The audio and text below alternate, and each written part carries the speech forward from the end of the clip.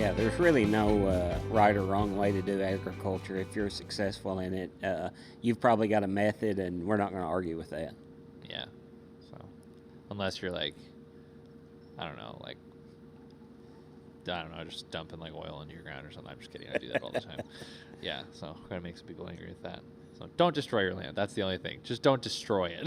That's right. Try to leave it better than you found it. I think Yeah. most people are trying to. I also agree. People don't believe me when I say that, but I was just like, it's cover crops everywhere. People take care of their soil. There's a reason everyone soil tests every single year. It's because they're not like, they're trying to do a good job, people. They are. I mean, they want to make the most money they can on their farm, and they want to protect that. That's their biggest assets that they have, and they want to protect that asset, and they want it to earn money for their, the future generations of the farm, or for the next owner of the farm. Yeah, I think people. I was listening. I just finished a book that I would like to do a review on at some point. I'd like to have the guy who wrote it on here. But Will Harris's A Return to Giving a Damn is what it's called. And it's a regen ag book. It's all about pros and cons of regen ag, all the inputs that you're now reducing, and all these things. And I really liked the boldness of the book. I really enjoyed how passionate he was about the topic, and overall how much of like a push it is for people to be more involved in their food system. And I'm like, we've talked about that before, like I'm all for that sort of stuff.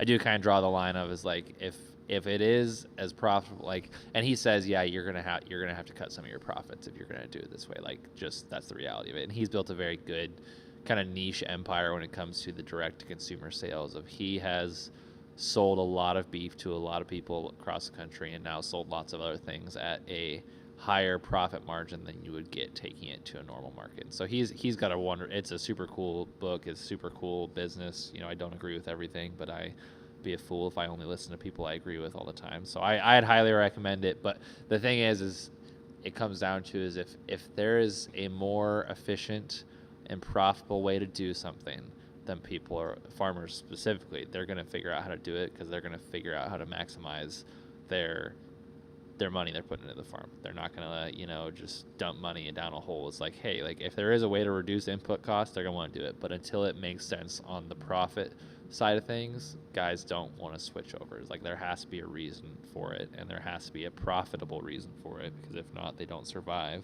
unless the government starts paying for our food, which is what people complain about with subsidies anyways. And so anyways, I've been up since 1:30 in the morning, guys, so if I'm rambling, sorry.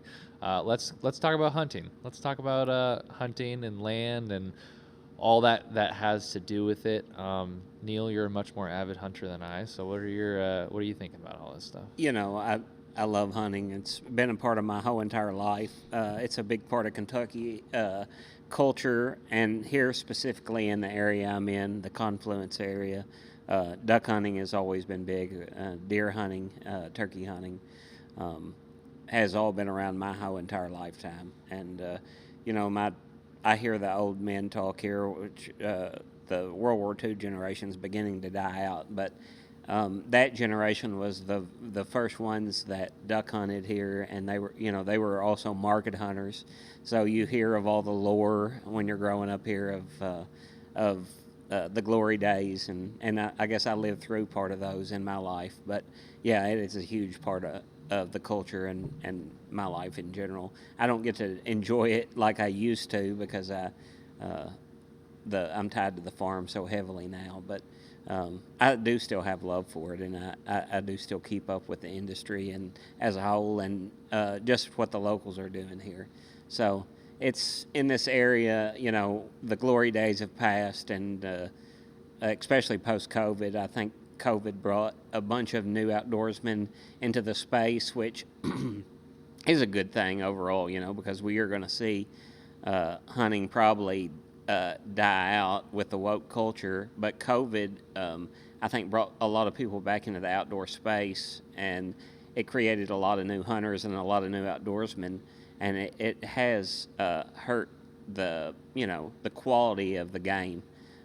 Overall, I think, especially in the East, where it's already a crowded arena before COVID, and then post-COVID, you got all the new hunters and the let's face it, the hunting industry has done a marvelous job of marketing that industry and making high quality videos and like where people didn't even know about the sport before start watching the videos and then they're like, hey, that looks fun. I think I might try that, you know. So Oh yeah, hunting has all the best videographers I personally have met. All the best people in marketing I've ever met.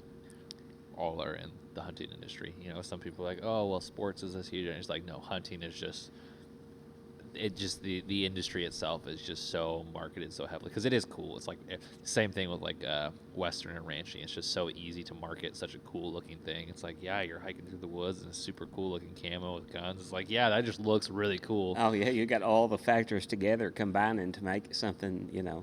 But it's the same thing as like farming and ranching. It's like, well, it's actually really hard to be good at it. You know, a It lot of is. people can get out there and shoot a buck or a doe with a rifle.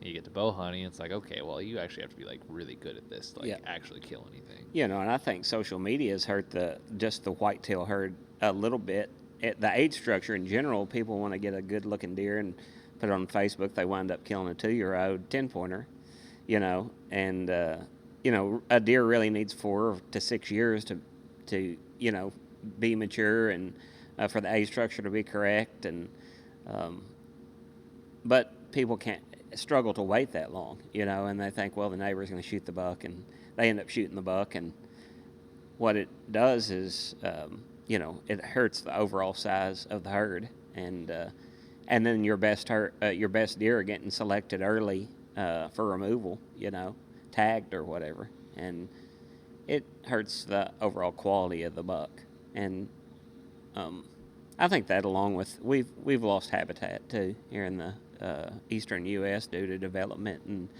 um, you know, a lot of our grasslands have been removed and uh, deer are, you know, they do best in the open country. I mean, they like the woods, but they like a grassland with savanna type, I guess, you know, where you have scattered trees throughout grassland. That's what a whitetail really thrives in.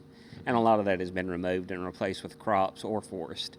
So, will the deer live in that type of situation? Yeah, but it's hurt the herd some. What do you think So, the answer to that is? so you know, I don't know if there is a great answer to this. I think if people, you know, adopted like shelter belt type habitat onto their farms and ranches, it would help some. Part of it is just, you know, like with the new boom in hunting and the young hunter that hasn't yet fully you know, like say he started in 2019, well, it takes him a little while to get his feet under him and to understand how to manage his habitat. And I think as time goes, you'll probably see those new hunters learn, you know, what it takes to build a quality deer herd. And I think some of the problem will fix itself over time. I think you're already hearing, like I listen to some hunting podcast, and it's not only a problem here in Kentucky; it's just a nationwide problem. And I think when you start having problems like this, and then the smart people start talking about it, you know, over time that problem corrects itself because you have people talking about it, and then the young guys learn what they should be doing to manage their herd, and it's fixed through education, you know, which is how it should be.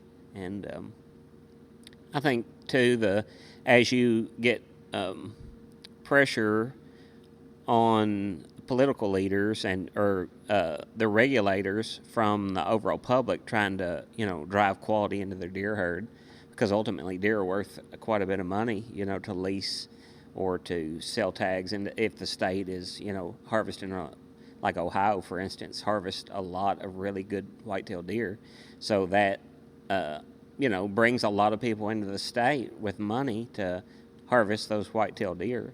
And other states are jealous. They want a herd like Ohio. So ultimately, the pressure is on the politician to regulate the game so that the herd improves. You So know, you're telling me that just like crops and cattle, deer are commodities too? deer are definitely commodities, and I think How does that work in Ohio? Like, what's the process behind that? Because I know a little, but I don't really know much. Like, what does it mean by harvest deer? Okay, so harvest deer would just be taking and tagging a deer. So it would be harvesting the deer is killing the deer, and then like in any state in the country, if there's a huntable deer herd, they sell a tag.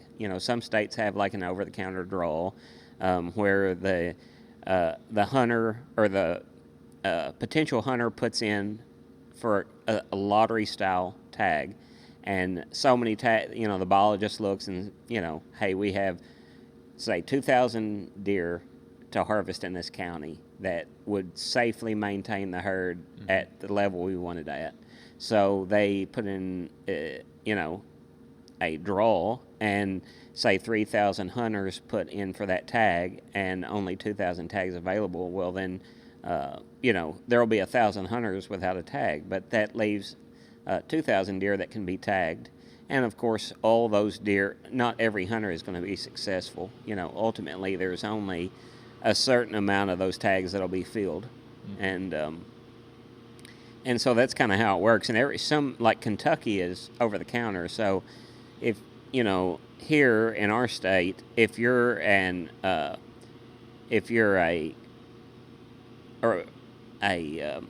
resident, you have a buck and a doe tag that you can buy, and then if you harvest your buck and your doe, and you want another additional doe, you can buy an additional over-the-counter doe tag.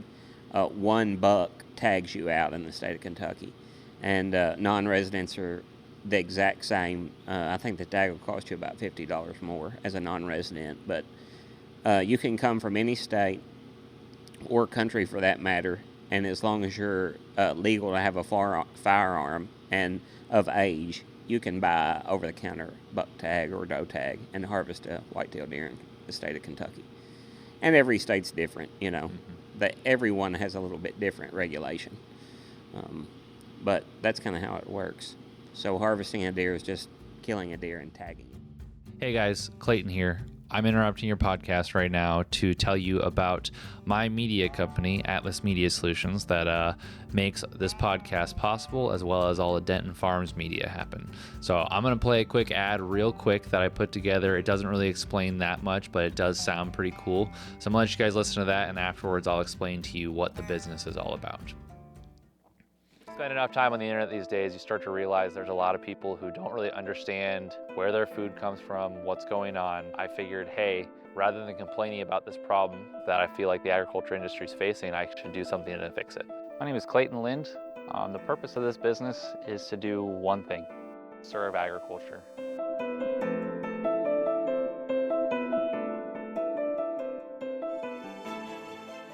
Thanks for listening to that, guys. I won't spend too much time explaining what Atlas Media Solutions is, but Atlas Media Solutions is my media marketing company that 100% exists just to serve agriculture. A lot of my time is spent on the road or on a plane, traveling around the country, producing high quality media material for different ag businesses. And so if you guys want to learn more, please feel free to check out our website or follow me on Instagram. But we just wanted to kind of plug this to let you know that because of this business that I run, it allows all of this stuff with Neil and the YouTube channel to happen in the first place. And so as long as we are sponsor free, I will continue to tell you that this podcast is brought to you by Atlas Media Solutions, and we are proud to say that we are here 100% to serve agriculture. So that's spiel, guys. I'll let you get back to the podcast. Enjoy. Thanks. So why does hunting relate? Like, what does it have to do with agriculture? Like what? Which, I mean, more or less, they are all managed at the federal level as very similar type things, but also like even just as like a farmer, what does being involved in hunting mean, and why does that matter?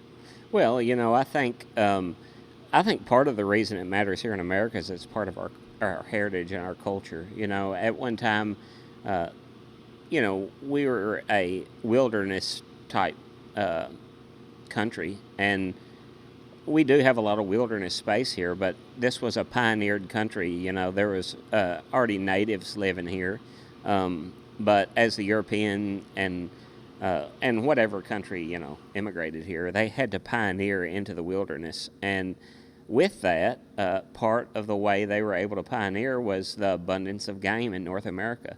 And with that abundance of game, brought a culture with it. People that had the ability to trap and hunt and be able to cut their living out of that land without, like a food source that is brought into them on truck or by train or whatever. They were able to go out onto the wilderness land, and with the abundance that was available through wild game, they cut a living out with that. And I think over the time, even though we have one of the most modern food industries in the world, that heritage has remained. And I think that's important for our local communities. Just because of that, I mean, heritage is important, and I think that's why one of the big reasons it's uh, the farmer and his family has hunted, and it's an important part of the farm. Um, as the industry has gotten big, the hunting industry has gotten bigger, and farms have looked for ways to diversify their income, and they have huge holdings of, a lot of these families have huge holdings of land now, more than they could hunt for their self. They still hunt part of their land, but they realize that that's a resource that can add an income source to their farm, and it also allows, for more hunting land for the hunter that wants to hunt it. So it does. It's good for the farmer or rancher because he's able to, have an additional source that's not tied to a commodity. I guess it is a certain commodity. Deer is a commodity. It's a meat. So it is similar to a cow, but I mean, it's a wild resource that he isn't actively having to manage, other than he's just limiting the amount of hunters on his, he doesn't want to kill his whole deer herd out or whatever species it is on his farm, but he wants to be able to utilize that for his income, and it is beneficial for the hunter because, hey, he's got a good private, area that is managed for crops or cows that the deer benefit from. So good overall for both parties. So what keeps you from not just clear cutting every tree on your property and just planting more crops there? I mean, that's a huge question. And in the state of Kentucky, you have seen massive clearing efforts over the last 10 years. Us personally, we could, we have the capability to lay waste to every tree, but, the beauty of the trees here in Kentucky keeps us from just laying waste to every tree. And ultimately, we do lease some of our land out for deer hunting, and we don't want to destroy that resource that we have, and deer hunting doesn't earn us a lot of money per se, but we love to watch the white-tailed deer and and turkey, and we realize if you knock out all the habitat and you just left cropland, that's not beneficial for the wildlife, so you don't want to destroy the resource, and we recognize that. And I think here in the state of Kentucky, even though there has been a lot of ground cleared, there is still ground devoted to habitat only, especially here in this county. You have a lot of recreational hunters that have bought land here in this county. I would think there's probably around, I would dare to say, maybe 40% of the ground here in this county is recreationally owned for and managed for habitat. So, and I think there's a lot of counties like that have a, they have a huge tie over the course of time to the land through hunting, and that's where the recreational hunters kind of go to, where it's already habitat has been abundant in the past for wild game. Those areas are highly desired by outdoorsmen, and they come into those areas and they buy that land, and it ultimately is protected from farming development just because the recreational guy isn't concerned about the income that's coming off the farm. He's concerned about the habitat that's on the farm. He wants quality habitat so he can have a quality deer herd or a turkey flock or whatever, quail, whatever it is he desires to hunt, you know. So it's all worked out, I think. You know, I think a big part of our the lower quality of our white-tailed deer herd in the last 5 years is just due to, I mean, part of it is habitat loss, but part of it is just the new hunter that's come into the equation through COVID. So what do you think about wolf hunting? You've been on more big game hunts than I've ever been Yeah. on, but I used to live in an area where wolves were very controversial because they do kill calves, they do kill cattle, and they, especially at least where we were just as the crow flies north of Yellowstone, they were kind of sick animals. I mean, they would kill for fun sometimes. I don't have too many good accounts of it, but I've heard plenty of secondhand accounts of, yeah, they killed it and left it because they were bored. Yeah, they're kind of similar to humans in that way. You know, they're very intelligent animals, and they will definitely kill for sport or whatever versus for need. And yeah, I think it's controversial both ways. You know, you have the person that sees the wolf as you know, completely wild, almost untamable, and you know, like they get that picture in their mind of that freedom that the wolf has, and I think you know, there's a kinsmanship there that people, especially, it makes them super emotional to think about a wolf being killed. Mm-hmm. But you know, in what I do know is in those western areas where the wolf has been reintroduced, and you know, and habitat destruction has taken place in those areas because of, you know, development, housing, ski resorts, whatever, you name it. There's already limited habitat for your elk, deer, you know, whatever species you like. And then you add the wolf on top of the hunter and habitat destruction, and all three of those factors have really played, you know, in a herd reduction, you know, over time. And those areas that have introduced that wolf, you have two sides. You have the cattle rancher hunter that despises the wolf, and then you have the hiker or nature watcher that loves the wolf, you know, and they are both very passionate about their side. And, you know, it's hard to,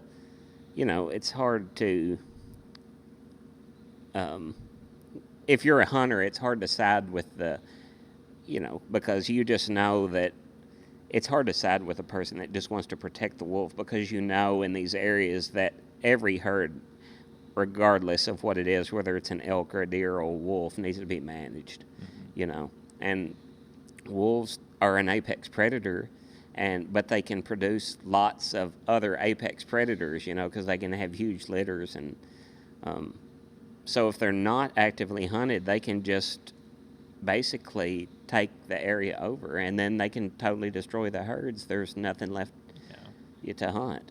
Yeah, and that's something that Yellowstone's done a pretty good job at, but there's that conversation that doesn't get talked about. It's like, hey, if we don't manage the wolves will take they will kill populations. Yes. They will. And once you do that, especially deer and elk are so, specifically those two ruminant type animals are so needed to distribute fertilizer and seeds back into ecosystems by eating and pooping, that if we started to remove some of that, we start to turn a lot of our land into a desert. Yeah. You know, there's never that conversation of like, you think droughts are bad now, take a couple 100,000 animals out of there from grazing. I mean, there's just a huge, and so it's the same thing though. It's I think there's the fear behind it too. Is like, well, we did basically kill all the wolves at one point. Yeah, that's something we probably shouldn't have done. But when cattle were king and there was a lot of money going for cows, like, yeah, you want to protect your herd. You want to do everything you can to keep your investment safe. You know, so it's very logical why that happened. Doesn't make it right, but it's logical why it happened. And so now there's that balance that needs to be struck. It's like, hey, wolves should be a part of the ecosystem, and if they are, we need to reduce the number of people who are allowed to hunt. You know, there's that reality. It's like, hey, like we need to manage this population somehow. And yeah, I just think there's usually that conversation that's forgotten. If they're going to be the apex predator, then we need to stop being the apex predator. That's right. You really can't. I mean, Which if, I'm sure the people who protect wolves probably were like, yeah, that's okay with us too. yeah, I mean, and ultimately that's true. I mean, if you're a wolf protector and you're like, hey, we want all things natural here. The ecosystem be 100% natural, then the hunter has to go away because ultimately the wolf is the apex predator. And but I mean, this is the thing that the outdoorsman brings so much money into the government economy. Mm-hmm. It's hard to ever regulate the hunter out. Yeah. Well, it's like, okay, so we don't. It's like, okay, we either have people pay us to manage our herds, or we have to pay a government employee to go do that anyways. That's the balance that strikes. Like, okay, we either have people pay us to go kill these animals that we need to manage anyways, or, I think that's kind of the approach British Columbia and Canada is taking. They, and I think, well, you can buy a wolf tag in British Columbia. But the government is actually hiring professional hunters to manage the wolf herd because just tagging wolves alone with the hunter hasn't been super successful. Wolves are smart, they're very intelligent, and ultimately there's not enough hunters to manage. Well, not to mention, it's hard to kill a wolf. Quick little story here. There's a guy I know in Montana, and once again, story I heard secondhand, who was a ranch manager, and so he was managing a lot of land, knew land really well, and there was this like serial killer wolf basically that had just been causing a problem over a number of ranches, and so, Fish and Game heard about it more than a few times. They're like, we're pretty sure it's the same wolf. It has the same tendencies. He's been, if we track all these sightings, like, okay, he's clearly moving across his territory, and so they called this one guy. I was like, hey, we know you know your land really well, and we know you have a couple guys who really like driving around in side-by-sides. Like, could you, for the next couple weeks, pay some guys just to be out in the evenings looking for these things? And so government was paying this guy to basically bounty hunt wolves just because it's like it was that much of a problem. It's like, okay, you can sit here and, it's like, oh, we need to let the wolves do their things. It's like, well, government themselves are like, hey, well, we got to get rid of this guy because it's causing a problem. Which also another thing I learned last week, which I think I had heard before, but the government has to reimburse ranchers or whatever livestock or damage there was caused by predators like wolves or like protected animals like wolves or eagles. The government has to reimburse the rancher for that. Yeah, so it could get pretty costly. I know in like British Columbia where they're still actively grazing that crown land, government-owned land, they let those cattle go into those wilderness areas during the summertime, and then the snowfall drives them back down in the fall, and they were getting huge depredation. They don't go up there and check on those cows during the summer, and they were getting huge depredation happening from the wolf. And so. Ultimately the government is like, hey, we got to stop this somehow, and that's what they've done. They've chose to hire, those hunters to go up in there and manage that wolf herd down some. They'll tag the wolf with a, radio collar, and then they can basically follow them around and maybe not eradicate the wolf group totally, but they're the pack, but they'll, get it back into a controlled number.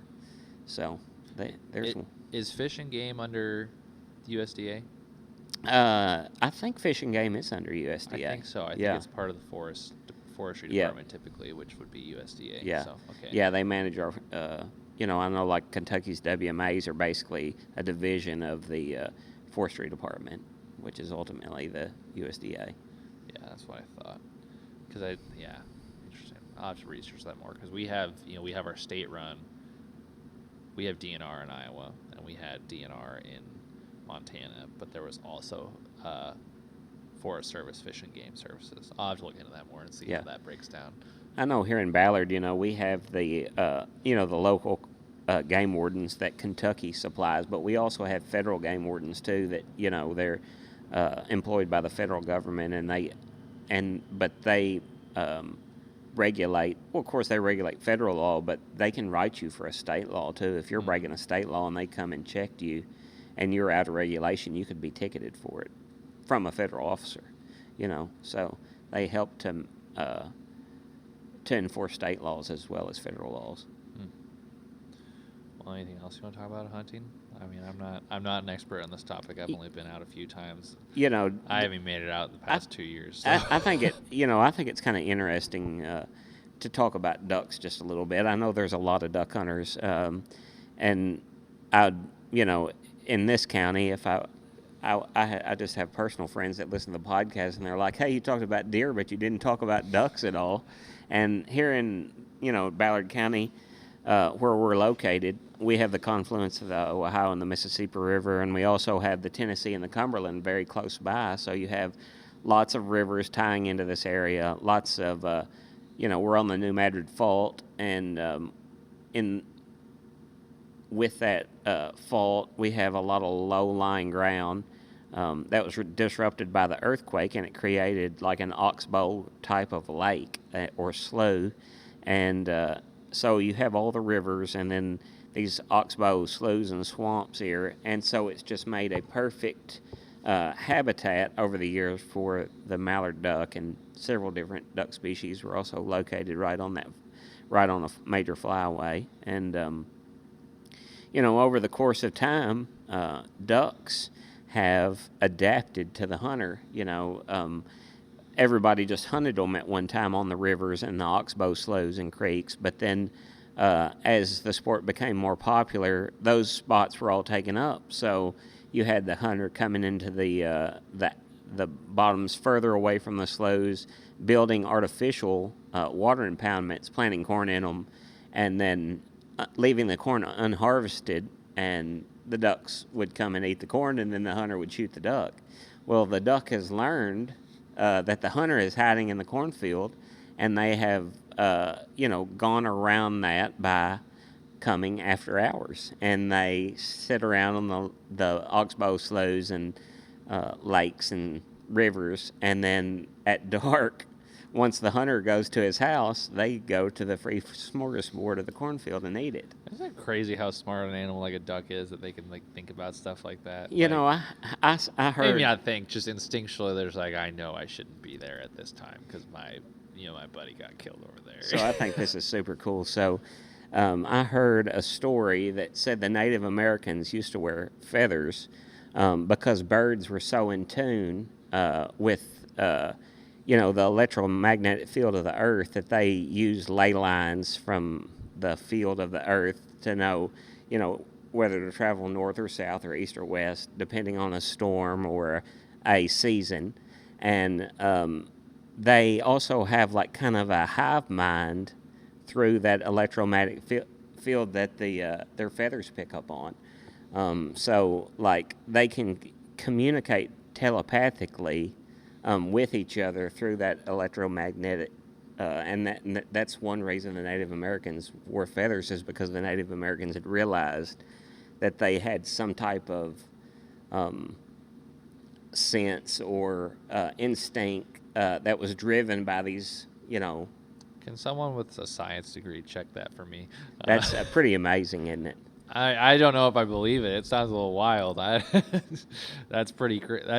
I'm not saying you're wrong. I'm just saying I would like to fact check that one. Yeah, I don't know. I'm sure there's I'm sure there's somebody that's checked something like that out before, but it is a pretty, crazy thing to think about. I also heard a story about one of these oceanographers or whatever that has a similar theory to that with dolphins, where they can communicate with each other via telepathy or some type of instinct that is not visible, or audible, that we can't hear maybe.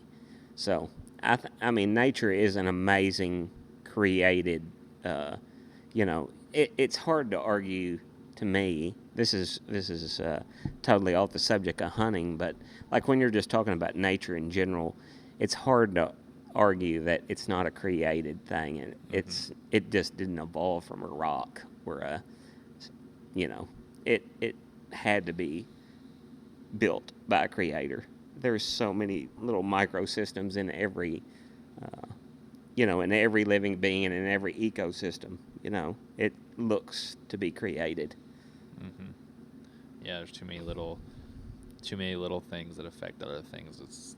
That just happen to happen. Yeah. It's like that's yeah. So It's hard to believe that a amoeba crawled up on a beach one day and eventually developed into a chimpanzee and into a human.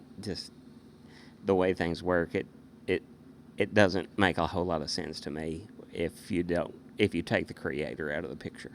Yeah, well, I think it was Stephen Hawking who said at the end of his life, it was like, I've been studying the cosmos and physics and the stars all my life, and I can't argue that that there wasn't something else out there that did all this, because it's just, yeah, it's hard to look at and say, yeah, like, the more you learn, you're like, oh man, that's be really, really, really coincidental if all that happened.